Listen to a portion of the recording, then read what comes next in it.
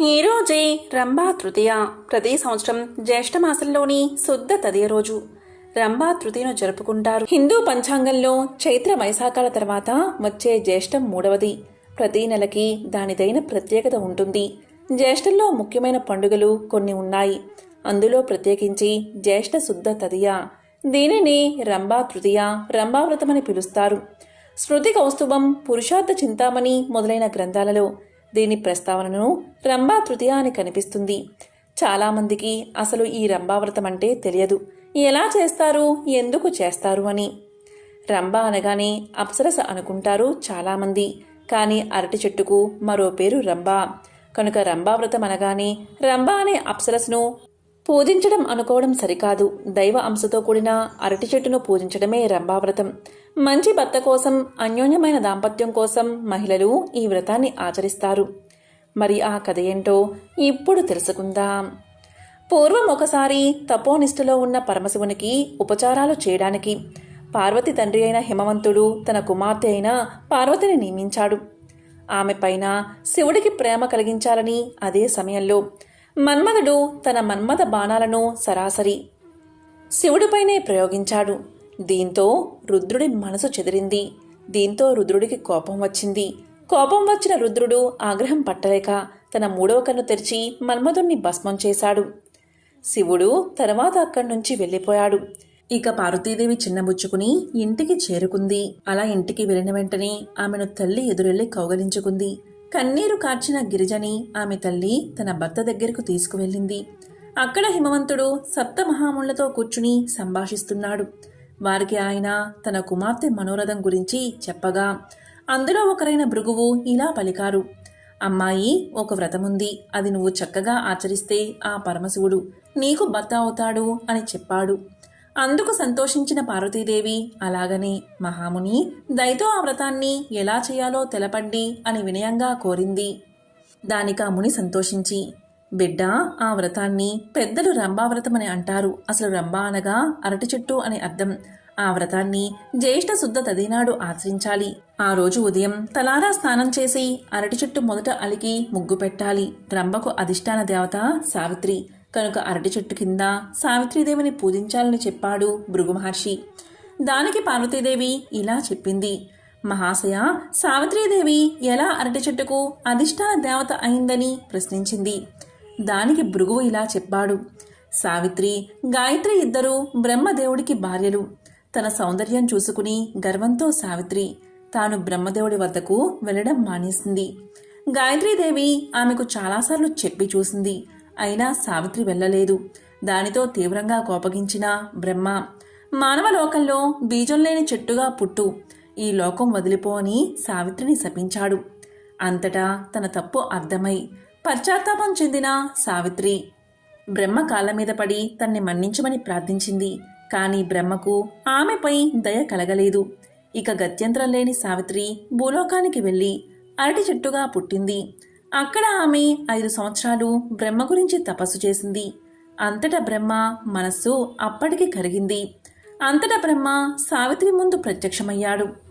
ఆనాడే జ్యేష్ఠ శుద్ధ తదియ. నీవు ఒక అంశతో అరటి చెట్టును ఆశ్రయించుకుని ఉండు. అలా అరటి చెట్టు ద్వారా నిన్ను పూజించేవారి కోరికలు తీరతాయి అని చెప్పి, ఇక నువ్వు నాతో మన సత్యలోకానికి రావచ్చు అంటూ ఆమెను తనతో తీసుకువెళ్లాడు బ్రహ్మదేవుడు. అలా సావిత్రికి శాప విమోచనం అయిన రోజు కనుక జ్యేష్ఠశుద్ధ తదియ ఒక పండుగగా పర్వదినంగా అయ్యింది అని భృగువు పార్వతీదేవికి తెలియచేశాడు. అంతటా గిరిపుత్రిక ఇలా పలికింది. స్వామి, అయితే ఈ వ్రతం సంపూర్ణంగా చేసే నియమాలు దయతో సెలవీయండి అని కోరింది. దానికి భృగు మహర్షి, బిడ్డ, పంచవన్నెల ముగ్గులు వేసిన అరటి చెట్టు కింద ముందు మండపం వెయ్యాలి. దాని రుచికరమైన పదార్థాలతో నివేదన పెట్టాలి. ఆ అరటి చెట్ట నీడలోనే పద్మాసనం వేసుకుని సాయంకాలం దాకా కూర్చుని సావిత్రి స్తోత్రం చేస్తూ ఉండాలి. ఆ రాత్రి జాగరణ చెయ్యాలి. పద్మాసనంలో కూర్చుని పగలు సావిత్రీదేవి స్తోత్రం చేస్తూ రాత్రి ఆ అరటి చెట్టు కిందే పడుకోవాలి. ఇలా 4 రోజులు చేసిన తర్వాత ఆ రుచికరమైన పదార్థాలతో నివేదించిన మండపాన్ని పూజ్య దంపతులకు దానం చెయ్యాలి అని చెప్పాడు. ఈ వ్రతాన్ని లోపాముద్ర చేసి భక్తను పొందిందని చెప్పాడు భృగు మహర్షి. అంతటా పార్వతీదేవి ఆ విధంగానే రంభావ్రతాన్ని దీక్షతో చేసింది.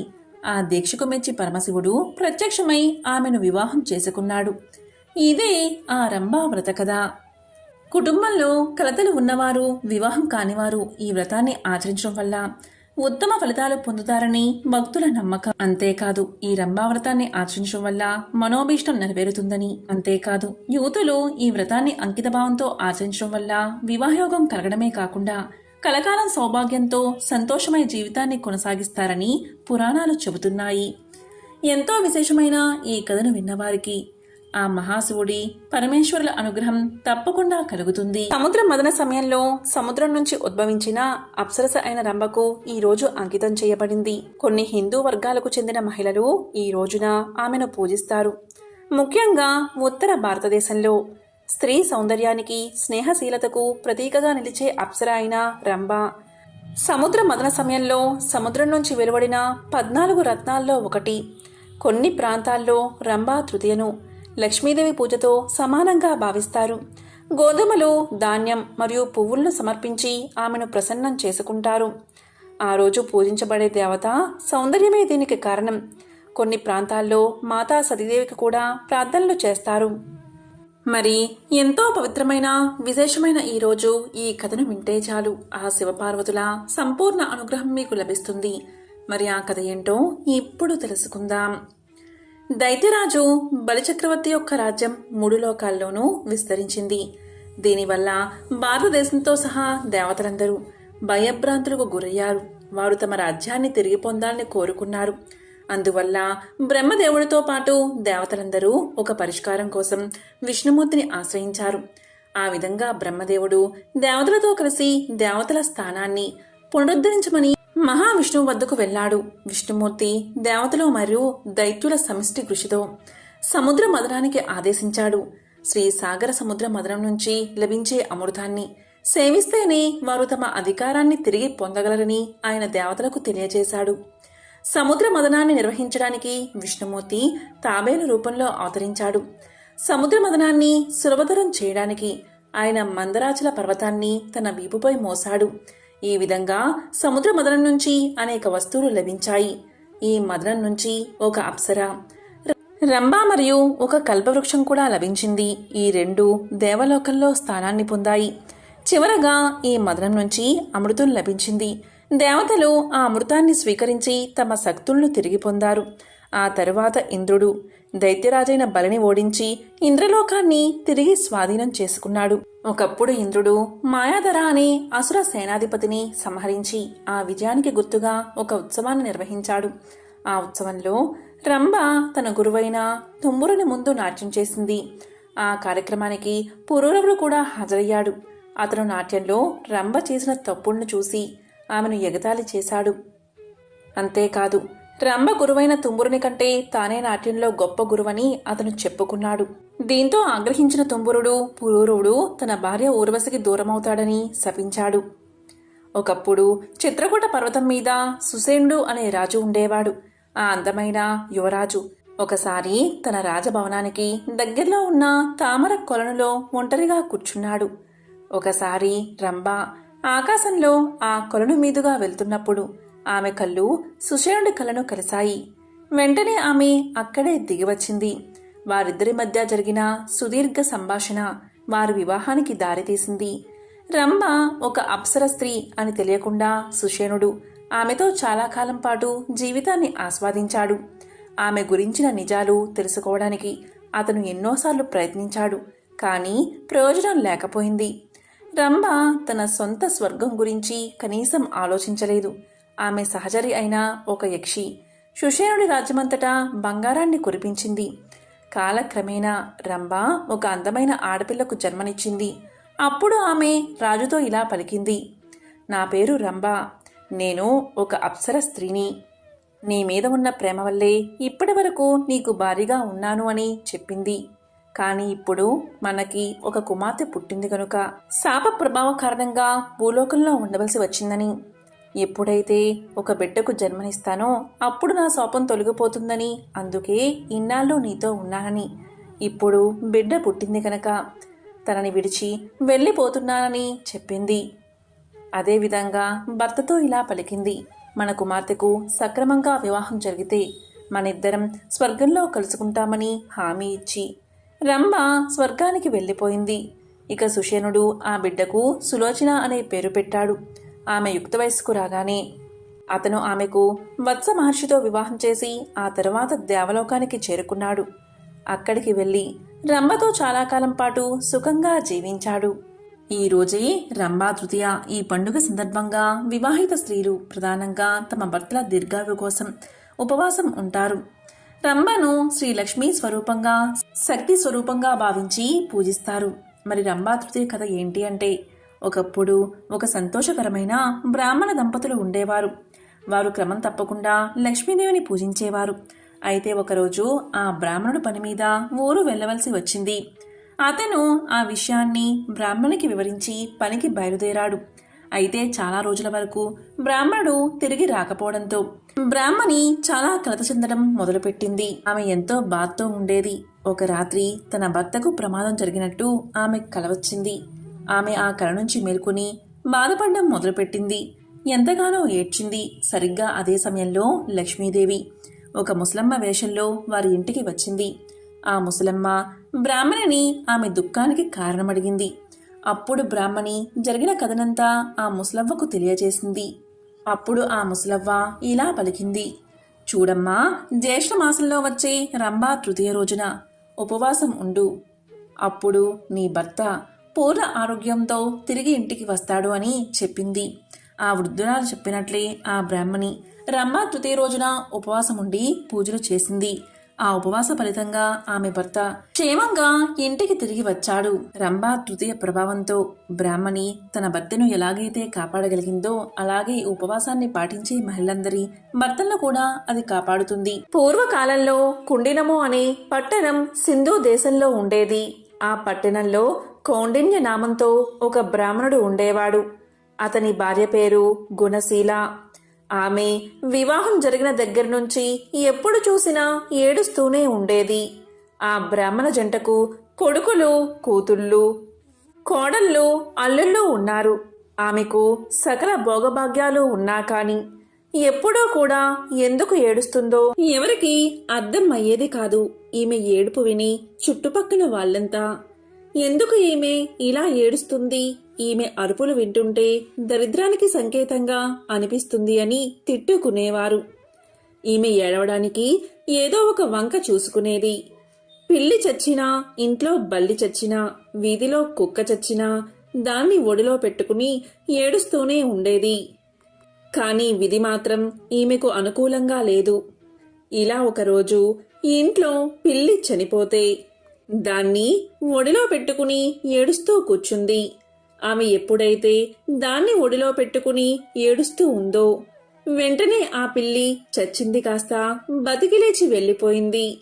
మరలా తెల్లవారేసరికి ఇంట్లో ఒక బల్లి చనిపోయింది. దాన్ని కూడా ఒడిలో పెట్టుకుని ఏడుస్తూ ఉంది. అక్కడ కూడా ఆశ్చర్యం జరిగింది. ఆమె ఒడిలో పెట్టుకుని ఏడవడం మొదలు పెట్టగానే ఆ బల్లికి తిరిగి ప్రాణం వచ్చి వెంటనే వెళ్ళిపోయింది. ఆమె జరిగిందంతా చూసి ఏడవడానికి కారణం లేకపోయిందే అని ఇంకా ఏడవడం మొదలు పెట్టింది. ఇలా ఉండగా ఒకరోజు వీధిలో ఒక కుక్క చనిపోయింది. దాని దగ్గరకు వెళ్లి ఒడిలో కుక్కను పెట్టుకుని ఏడుస్తూ ఉంది. ఆమె అలా ఒడిలో పెట్టుకుని ఏడవడం మొదలు పెట్టగానే ఒక్క దెబ్బకు ఆ కుక్క బతికి పరుగు పెట్టింది. అది చూసి, దేవుడా, నాకు మనస్ఫూర్తిగా ఏడ్చే స్వతంత్రం కూడా లేకుండా చేస్తున్నావు అని బోరున ఏడవడం మొదలుపెట్టింది. ఇదంతా చూసిన జనానికి ఇదేదో వింతగా అనిపించింది. అలా వారు ఆమె వైపు విచిత్రంగా చూడసాగారు. ఇక ఏడవడానికి కుదరడం లేదు అని ఒక ఉపాయం చేసింది. బయట ఉన్న తేలులను తీసుకువచ్చి ఉప్పు పాత్రల్లో, మిగతా పాత్రల్లో తేలులను జర్రులను ఉంచింది. ఎందుకు అంటే కూతుర్లు, కోడళ్ళు అలా వంట నిమిత్తం చేతులు ఆ పాత్రలో పెట్టగానే అవి కుడతాయి గనక ఆ నొప్పితో వారు ఏడుస్తూ ఉంటే వారి పక్కన కూర్చుని ఏడవచ్చు అని ఈమె ఆలోచన. కాని విధి మాత్రం ఆమెకు వ్యతిరేకంగా ఉంది. కూతుర్లో కోడళ్ళు వాటిలో తమ చేతులు పెట్టగా జర్రెలు అలాగే తేళ్ళు వస్తువులుగా మారిపోయాయి. అంతేకాదు తన కొడుకుల బట్టల్లో పాములు ఉంచేది. అలా పాములు కరిస్తే కొడుకులు చచ్చిపోతే ఏడవచ్చు అని ఈమె ఆలోచన. కానీ విధి మాత్రం వేరేగా ఆలోచన చేసింది. ఆ పాములు కాస్త బంగారు మొలతాలలా అయిపోయాయి. ఇక కొడుకులు బట్టల్లో చెయ్యిలు పెట్టగానే బంగారు మొలతాళ్ళు వాడి చేతికి అందాయి. వెంటనే కొడుకులు, అమ్మా, బట్టల్లో బంగారు మొలతాడు ఎందుకు ఉంచావమ్మా అని అడగ్గాని దానికి ఆమె, నాయనా, వాటిని తీసి జాగ్రత్తగా దాచుకోండి అని పలికేది. అలా ఆమె ఏమి చేసినా ఏడవడానికి అవకాశం దొరకకపోవడం వల్ల ఆమె అడవికి పోయి అక్కడ కూర్చుని ఏడవడం మొదలుపెట్టింది. అలా ఏడుస్తున్న సమయంలో పార్వతీ పరమేశ్వరులు ఆ మార్గం గుండా పోతూ ఆమెను చూసి ఇలా పలికారు. ఎందుకమ్మా ఏడుస్తున్నావు అని అడగ్గా దానికి ఆమె ఇలా సమాధానం చెప్తుంది.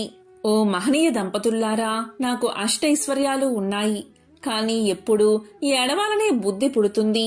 అలా ఏడుస్తుంటేనే నాకు మంచిగా అనిపిస్తుంది. దానికి కారణం మీరే చెప్పాలి అని బ్రతిమాలుతుంది. అప్పుడు పార్వతీదేవి మొత్తం తెలుసుకుని ఇలా అంటుంది. ఓ గుణశీల, పూర్వం నీవు కందాబచ్చలి నోమును నోచావు, కానీ దానికి ఉద్యాపన చేయడం మర్చిపోయావు. అందువల్లే ఈ జన్మలో ఈ గ్రహచారం నీకు పట్టింది. నీవు ఈ నోము నోయడం వల్ల మంచి సంతానం సర్వభోగాలు కలిగాయి అని పలకగా గుణశీల అమ్మవారిని చూసి, అమ్మా, ఈ నోముకు ఉద్యాపన ఎలా చెయ్యాలో చెప్పమని కోరింది. దానికి అమ్మవారు ఇలా చెప్తుంది. అయితే విను.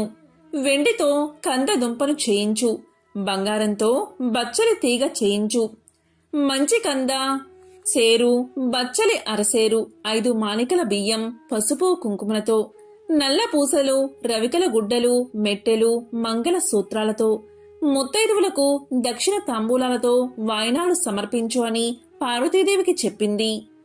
అంతట గుణశీల ఇలా పలుకుతుంది. అయితే తల్లి, నేను వచ్చేంత వరకు ఇక్కడే ఉండమని ప్రార్థించి పరుగు పరుగున ఇంటికి పోయి అన్ని వస్తువులు తీసుకువచ్చి పార్వతీ అమ్మవారికి సమర్పించి ఉద్యాపన చేసింది. ఇక పార్వతీ అమ్మవారు నిండు హృదయంతో ఆమెకు ఆశీస్సులు అందించారు. అంతతో అమ్మవారు అంతర్ధానమయ్యారు. ఇక గుణశీల ఇంటికి వచ్చి జరిగిందంతా ఇంట్లో వారికి చెప్పేసరికి అందరూ ఆశ్చర్యపోయారు. 4 జాతుల వారు కుల భేదం లేకుండా ఈ వ్రతాన్ని ఆచరిస్తే సమస్త దుఃఖాలు తొలగిపోతాయని ఆమె చెప్పింది. దాంతో అందరూ కందాబచ్చలి వ్రతాన్ని ఆచరించి సర్వదుఃఖాలను పోగొట్టుకుని సుఖంగా జీవించారు. ఈ వ్రత కథను ఎవరైతే వింటారో వారికి సమస్త దుఃఖాలు తొలగిపోయి సకల శుభాలు కలుగుతాయి. పూర్వం గండకీ నదీ తీరాన ఉన్న సిరిపురం రాజ్యాన్ని వేరసేన మహారాజు జనారంజకంగా పరిపాలిస్తూ ఉండేవాడు. పాడి పంటలతో సుఖ సంతోషాలతో ప్రజలు ఆనందంగా జీవిస్తూ ఉండేవారు. ఈ వీరసేన మహారాజుకు వేట అంటే మిక్కిలి మక్కువ. అతను ఒకసారి గండకీ నదీ తీరాన్ని ఆనుకుని ఉన్న అడవిలోకి బయలుదేరాడు. చాలాసేపు క్రూర జంతువుల్ని వేటాడాడు. దాంతో రాజు రెట్టించిన ఉత్సాహంతో బాగా దట్టమైన అడవిలోకి వెళ్లిపోయి దారిని తప్పాడు. వెనుక ఉన్న సైన్యాలు రాజుని అందుకోలేక వెనుక పడ్డారు. ఇలా 2 రోజులు గడిచాయి. రాజు జాడ కోసం సైన్యాలు 4 భాగాలుగా విడిపోయి 4 దిక్కులా గాలించి అతి కష్టం మీద 3వ రోజున రాజు జాడ కనుక్కుని అందరూ ఒక చోటకు చేరుకున్నారు. గుర్రం మీద 3 రోజులు ఒంటరిగా ప్రయాణించిన రాజు బాగా అలసిపోయి నిస్సత్తువుగా ఉండిపోయాడు. వెంట తెచ్చుకున్న ఆహార పదార్థాలు నీళ్లు ఖర్చయిపోవడంతో సైనికులు కూడా అలసిపోయి ఆకలితో ఉన్నారు. చాలాసేపు గాలింపు తర్వాత వాళ్ళకి ఒక చిన్న పంట పొలం కనిపించింది. దాంట్లో చెరుకు, మొక్కజొన్న పంటలు ఉన్నాయి. దాంతోపాటు మామిడి, సీతాఫలం బాగా విరగకాచి ఉన్నాయి. మధ్యలో తీయని నీటితో కూడిన ఒక బావి ఉంది. ఇక సైనికులంతా ఆ పొలంపై పడి ఎవరికి కావలసిన వారు తీసుకుని కడుపు నిండా తిని మధురమైన బావినీరు తాగి మహారాజుకి కావలసిన ఫలాలు చల్లని నీరు ఇచ్చి రాజును సేద తీర్చారు. కాసేపటికి తేరుకున్న మహారాజు తన సైన్యంతో సహా రాజ్యాన్ని చేరుకున్నాడు. కాని చిత్రంగా మరుసటి రోజు నుంచి రాజుకి తీవ్ర అశాంతి, అనారోగ్యం మొదలయ్యాయి. రోజు రోజుకి క్షీణిస్తూ మంచం పట్టాడు మహారాజు. రాజవైద్యులు ఎన్ని చికిత్సలు చేసినా రాజుకి ఆరోగ్యం చేకూరలేదు. ఈ విధంగా రోజులు నెలలు గడిచినా కూడా తన రోగం తగ్గకపోయేసరికి రాజు తన గురువైన తపోధనుడైన సదానంద మహర్షిని పిలిపించి తన సమస్యను పూర్తిగా వివరించాడు. అప్పుడు ఆ మహర్షి తన దివ్య దృష్టితో జరిగిందంతా తెలుసుకుని ఇలా పలికాడు. రాజా, రాజన్నవాడు ప్రజల్ని క్రూర మృగాల నుంచి రక్షించాలి. అది కూడా ప్రజలు క్రూర జంతువుల వల్ల తమకి ప్రాణభయం ఉందని ఫిర్యాదు చేసినప్పుడు మాత్రమే చేయాలి. కాని నీవు మృగయ వినోదం కోసం అకారణంగా జంతువుల్ని వేటాడి మూగ జంతువుల్ని హింసించావు. పైగా నీ సైనికులు ఓ పైరు పంటలో చొరబడి పేద రైతు యొక్క కష్టాన్ని దోచుకుని తిన్నారు. అందులో కూడా నీ సైనికులు అతని అనుమతి తీసుకోలేదు. అందులో నీకు కూడా భాగం ఉంది. ఆ పాపం కలిపురుషుడిగా మారి నిన్ను వేటాడుతుంది అని చెప్పాడు మహర్షి. ఇది విన్న రాజు ఎంతో ఆశ్చర్యపోయి ఇలా పలికాడు. మహాత్మా, మన్నించండి. నేను ఈ దేశపు రాజుని కదా. నా రాజ్యంలో ఉన్న సకల ప్రజల మీద, వాళ్ళ ఆస్తుల మీద, ధనధాన్యాలు, పంట పొలాలు, తోటలు, వ్యాపారాలు అన్నిటిపైన నాకు సర్వాధికారాలు ఉన్నాయి కదా. మరి నాకు పాపం ఎలా అంటుతుంది అని అడిగాడు. దానికి మహర్షి ఇలా చెప్పాడు. రాజా, నువ్వు చెప్పింది నిజమే. స్వయంగా నువ్వు ఆ రైతు తోటలోకి వెళ్లి నీకు కావాల్సింది తిని నీ సైనికులకు పంచినా నీకు దోషం అంటదు. లేదా నీ ఆజ్ఞపైన నీ సైనికులు ఆ తోటలోంచి పళ్ళు నీరు నీకు తీసుకువచ్చినా నీకు దోషం అంటదు. ఇక్కడే నువ్వు ధర్మదేవతని సరిగ్గా అర్థం చేసుకోవాలి. పై రెండు విషయాలు జరిగి ఉంటే నీకు దోషం అంటేదే కాదు. కానీ నీ సైనికుల అనాలోచిత చర్య వల్ల తాత్కాలికంగా నీకు ఉపశమనం లభించింది. కానీ ఆ దోష ఫలితాన్ని నువ్వు అనుభవించాల్సి వచ్చింది అని చెప్పాడు మహర్షి. ఇక రాజు సుదీర్ఘంగా ఆలోచించి, మహాత్మా, దీనికి పరిహారాన్ని, ప్రాయశ్చిత్తాన్ని చెప్పండని కోరాడు. ఇక మహర్షిని చూసిన మహారాజు అప్పటికప్పుడు ఆ పంట పొలం రైతును పిలిపించాడు. ఆ రైతు పేద యువకుడైన ముకుందుడు. చక్కనైన రూపం కలవాడు. కాయకష్టం చేసుకుని తనకున్న చిన్న పొలంలో రకరకాల పళ్ళు, ఫలాలు పండిస్తూ వృద్ధులైన తన తల్లిదండ్రులను పోషించుకుంటూ ఉన్నాడు. రాజు యొక్క సైన్యం తన పంటని మొత్తం కాజేయడంతో గత నెల రోజులుగా తల్లిదండ్రులకు సరైన తిండి కూడా పెట్టలేక చాలా దీనస్థితిలో ఉన్నాడు. ఇక రాజు అతనికి క్షమాపణ చెప్పి తన తప్పుకి పరిహారంగా 1000 బంగారు నాణాలు బహుకరించాడు. అప్పుడు పేద రైతు మహా ఆనందపడి ఇలా పలికాడు.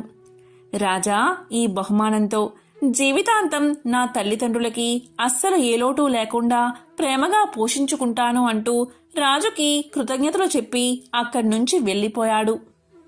ఆ విధంగా ఆ రైతు వెళ్లిపోయాక రాజు మహర్షి వైపు తిరిగి, మహాత్మా, ఇక నా పాపం పోయినట్లేనా అని అడిగాడు. దానికి మహర్షి ఇలా అన్నాడు. రాజు రాజైన వాడు ఎప్పటికప్పుడు ధర్మశాస్త్రాలు, నీతి శాస్త్రాలను క్షుణ్ణంగా అధ్యయనం చెయ్యాలి. లేదా ఎవరి దగ్గర నుంచైనా తెలుసుకుంటూ ఉండాలి. ప్రస్తుతానికి నీ పాపం తొలగిపోయింది, కాని ఇంకా మిగిలే ఉంది అన్నాడు మహర్షి. అప్పుడు రాజు మళ్లీ నమస్కారం చేసి, మహాత్మా, మరి పరిహారం చెప్పండి అని కోరాడు.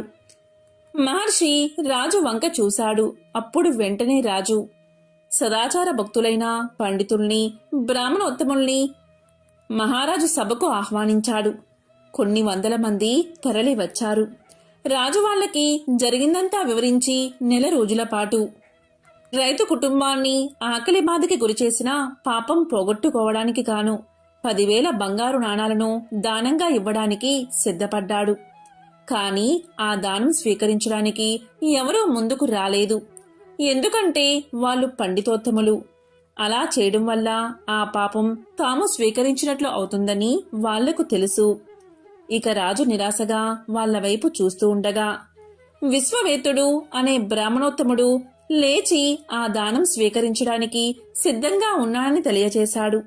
ఇక రాజు ఆనందంగా 10,000 బంగారు నాణాలను బహుమానంగా ఇవ్వగానే విశ్వవేదుడు తాను తెచ్చిన 2 బంగారు నాణాలను వాటితో కలిపి అక్కడ చేరిన పండితులకు, బ్రాహ్మణులకు ఉచితంగా పంచేశాడు. ఇలా చేయడం వల్ల ఆ పాప ఫలం అతనికి అంటలేదు. ఇక రాజు అతన్ని చూసి ఇలా పలికాడు, మహానుభావా, తమ పరిస్థితి మెరుగుపడాలని అంత పెద్ద మొత్తం దానంగా ఇచ్చాను. ఇప్పుడు తమకి నేను ఇచ్చిందేముంది అన్నాడు. మీరేమో నేనిచ్చిన ధనాన్ని దాన ధర్మాలు చేసి మీ పాపం పోగొట్టుకున్నారు.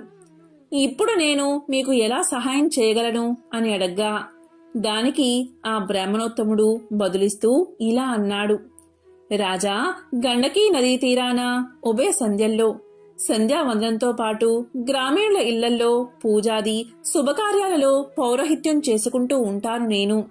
ఆ వచ్చిన ధనంతో నేను నా భార్య ఆనందంగా జీవిస్తున్నాం.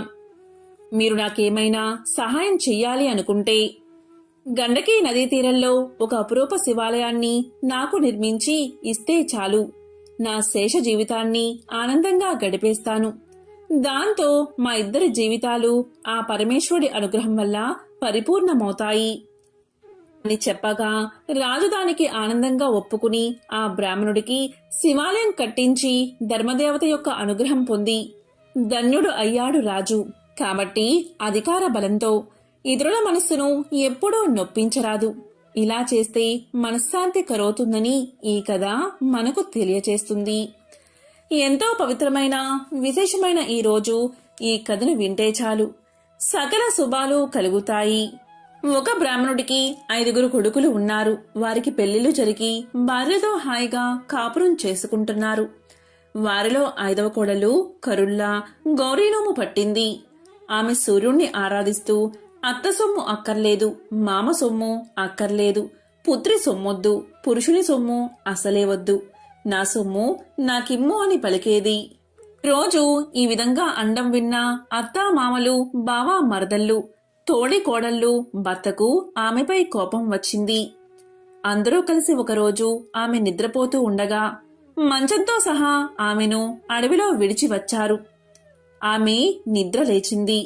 భయపడక ఆమె అక్కడే స్నానం చేసి సూర్యదేవుణ్ణి ప్రార్థిస్తూ ఉండగా దోసిట రత్నాలు పడ్డాయి. వాటితో పసుపు, కుంకుమ, కొంచెం ఉప్పు, మిరపకాయలు, బియ్యము కొని ఒక ముసలవాని సహాయంతో ఆ సమీప గ్రామాన చిన్న ఇంటిలో ఉన్నది. ఎప్పుడైతే ఈమెను ఇలా చేశారో వారికి దరిద్రం పట్టి పల్లె పల్లెకు తిరుగుతూ అడుక్కుంటూ జీవితం గడపడం మొదలుపెట్టారు. అలా ఊరు తిరుగుతూ ఉండగా ఒక దగ్గర సూర్య నమస్కారం చేస్తున్న ఈమెను చూశారు. మన అమ్మాయి కూడా ఇలాగే సూర్య నమస్కారం చేసేది అని వారిలో వారు అనుకున్నారు. సూర్యుడి కరుణ వల్ల అక్కడ మేడలు, మిద్దెలు, ఇల్లు, వాకిళ్ళు, తోటలు, దొడ్లు విపరీతంగా కొన్నది ఆమె. నిత్యాన్నదానం చేసేది. ఒకరోజు అత్తామామలు వచ్చి అన్నం పెట్టమన్నారు. నా అత్తామామ మీలాగే ఉండేవారని వారిని చూసి పలికింది. ఇంతలో భర్త వచ్చాడు. ముగ్గురకు తలంటు పోసి కొత్త బట్టలు కట్టబెట్టింది. వారితో కరుళ్ళు కొత్తవి కంచంలో పెట్టి కరుళ్ళ గౌరీనోము నోయించింది. ఇలా 5 సంవత్సరాలు చేయించగానే వారి పాపాలన్నీ తొలగిపోయాయి. దాంతో వారు కోడలతో సహా ఎంతో ఆనందంగా జీవనం సాగించారు. ఎంతో పవిత్రమైన విశేషమైన ఈ కథను విన్నవారికి సకల శుభాలు కలుగుతాయి. మంగళవారం సందర్భంగా లక్ష్మీదేవికి సంబంధించిన ఒక విశిష్టమైన కథను ఇప్పుడు ఈ వీడియోలో తెలుసుకుందాం. పూర్వం అవంతి నగరంలో ధర్మయ్య, శ్యామల అనే దంపతులు ఉండేవారు. ధర్మయ్య వడ్రంగి పని చేసుకుంటూ జీవితం గడిపేవాడు. ఆ దంపతులకు 3 కుమార్తెలు. ఒక సంవత్సరం కరువు కాటకాలు వచ్చి ధర్మయ్యకు పని దొరకక ఇల్లు గడవడానికి కూడా చాలా కష్టపడ్డాడు. ఆ తరువాతి సంవత్సరం కూడా కరువుతో దేశమంతా అల్లాడిపోయింది. ప్రజలందరూ తిండి గింజలు దొరకక నానా ఇబ్బందులు పడ్డారు. ఇక ధర్మయ్య పరిస్థితి ఇంకా దారుణంగా ఉంది. తినడానికి 2 పూటల భోజనం కూడా దొరకక మరమరాలు తింటూ ఇల్లంతా కాలం గడుపుతున్నారు. కాని ఆ దంపతులిద్దరూ ఇంత కష్టకాలంలో కూడా భగవంతుణ్ణి మరవలేదు. వారి ఇంట్లో తరతరాల నుండి వస్తున్న శ్రీ లక్ష్మీనారాయణ విగ్రహం ఒకటి ఉంది. ఆ విగ్రహాన్ని రోజు భక్తి శ్రద్ధలతో పూజించేవారు. రోజు ఏదో ఒక పదార్థాన్ని తప్పకుండా నైవేద్యంగా పెట్టేవారు.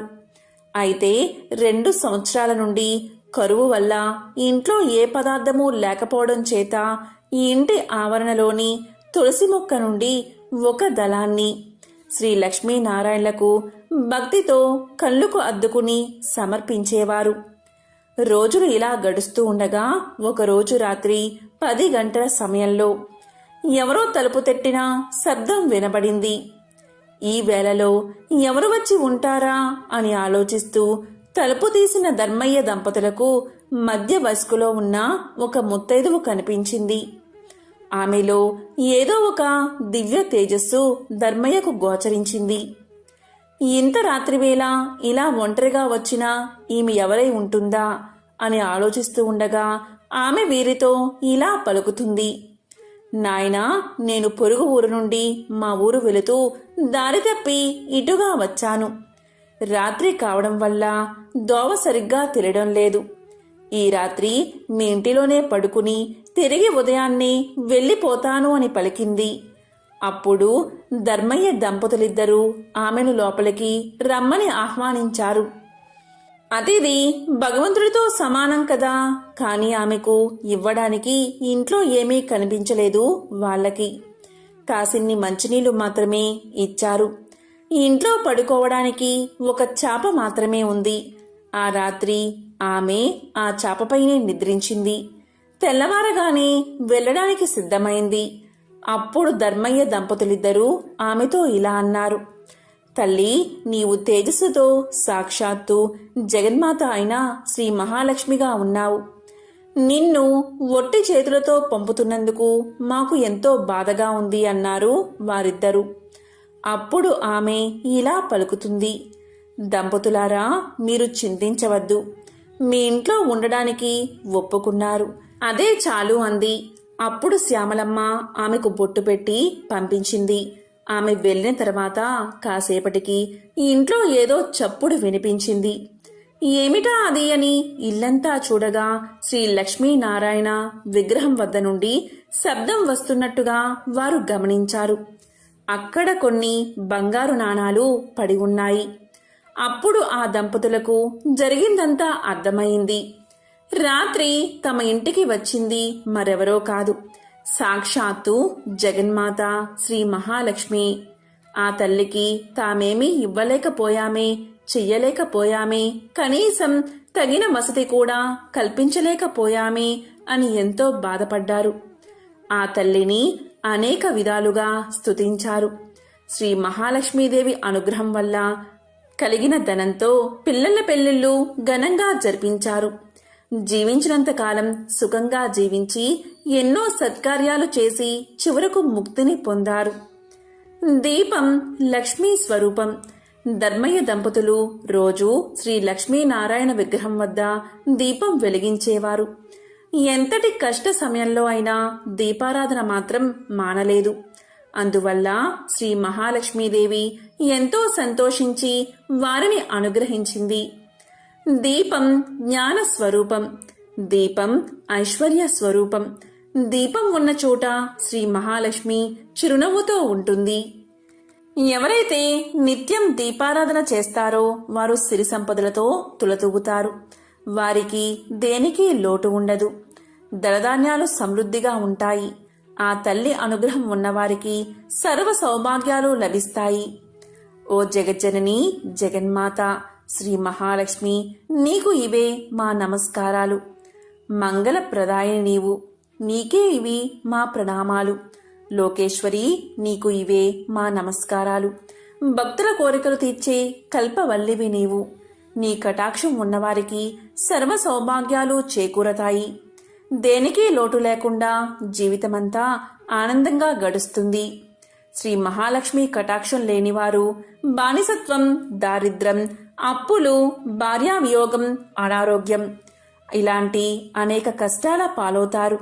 సర్వమంగళ ప్రదాయిని అయిన జగన్మాత ఆరాధించిన వారికి దేవిని దాసదాసీ జనం, పుత్రులు, మిత్రులు, బంధువులు, ఆరోగ్యం, ధనం, ధాన్యం, వాహనమని అష్టైశ్వర్యాలు లభిస్తాయి.